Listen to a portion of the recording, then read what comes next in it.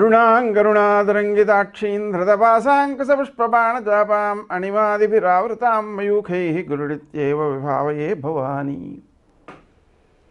గ్రహాలు వాటి ప్రభావాలు, వాటి యొక్క ప్రభావాలను మనం జయించడం ఎలాగా, సానుకూలంగా చేసుకోవడం ఎలాగా, దోషాలను నివారించుకోవడం ఎలాగా, ఈ నివారణ చర్యలే భారతీయ జ్యోతిషంలోని వైశిష్ట్యాంశాలు. కాబట్టి ఈ జపాలు చేసుకోవడం మొదలైన వాటి ద్వారా, నివారణ చర్యల ద్వారా సాధించినటువంటి విజయాలను మీరు మీ అనుభవాలను కామెంట్స్లో పెట్టినట్లయితే ఇతరులకు కూడా మార్గదర్శకంగా ఉంటాయి, అనుసరణీయోగ్యంగా ఉంటాయి.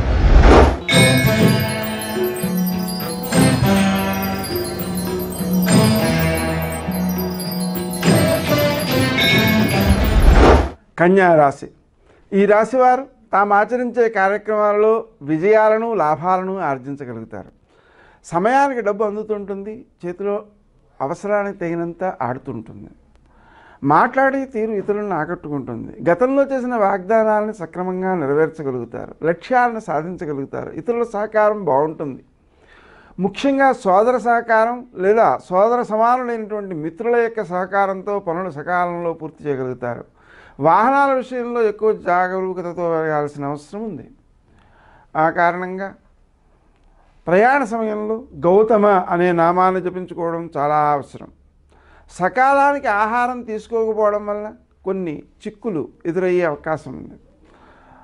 ఆహారం టైంకి తీసుకోలేకపోవడము, తీసుకున్న ఆహారం శరీరానికి శక్తినివ్వకపోవడము మొదలైన వాటి వల్ల వచ్చే ఆరోగ్య సమస్యల్ని అధిగమించడం కోసం తేలికపాటి పదార్థాలను, అంటే తొందరగా జీర్ణమయ్యే పదార్థాలని స్వీకరిస్తూ ఉండడం, అదేవిధంగా ఔషధ సేవనం తప్పనిసరైనప్పుడు దానికి ప్రాధాన్యం ఇవ్వడం, ఇంకా విశేషించి క్రీం అచ్యుతానంత గోవింద అనే నామాన్ని జపించుకోవడం అత్యవసరమవుతుంది.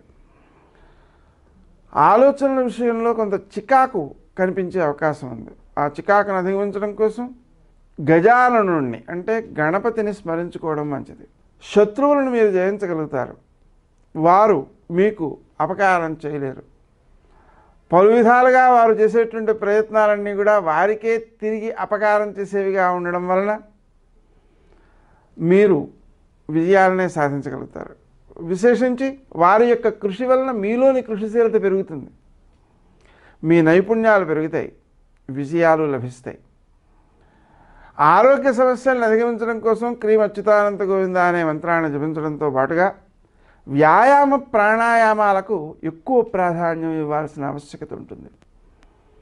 వృత్తి స్థానంలో మీ యొక్క కృషి సత్ఫలితాలను ఇచ్చేదిగాను, ఇతరులకు మేలు చేసేదిగాను ఉంటుంది. తాత్కాలికంగా మీ ప్రయోజనాలు కొన్ని ఆటంకపడినప్పటికీ కూడా భవిష్యత్తులో అవి మేలు చేసేవిగా ఉంటాయి. విశేషించి ప్రయాణాలు అధికంగా చేస్తారు. ఆ ప్రయాణాల వల్ల కొత్త పరిచయాలు ఏర్పడతాయి. ఆ స్నేహ సంబంధాలు ప్రస్తుతము ఉపకరిస్తాయి, భవిష్యత్తులో కూడా మీకు ఎన్నో రకాలుగా ఉపకరించేవిగా ఉంటాయి.